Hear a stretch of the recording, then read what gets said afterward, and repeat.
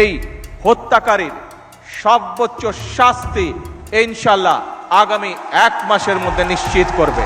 সেই সর্বোচ্চ শাস্তি হচ্ছে মৃত্যুদণ্ড।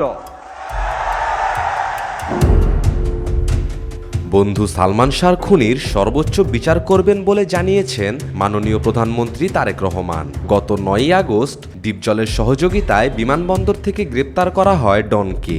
এরপর থেকেই পরপর 2বার লাইভে তারেক রহমান বলেছেন সালমান শাহ হত্যাকারীদের তিনি সর্বোচ্চ বিচার করবেন।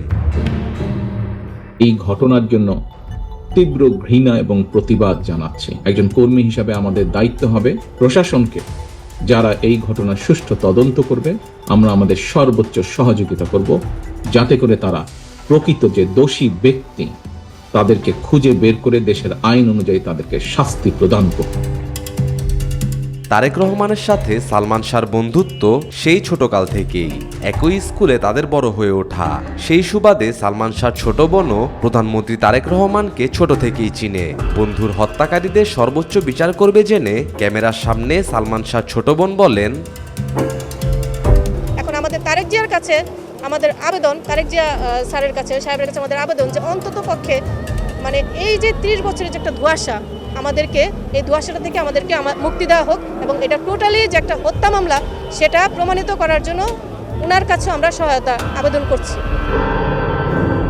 দেশের প্রশাসন অবশ্যই কোনো না কোনো প্রমাণ পেয়েছে, তাই তো ডনকে গ্রেপ্তার করেছে।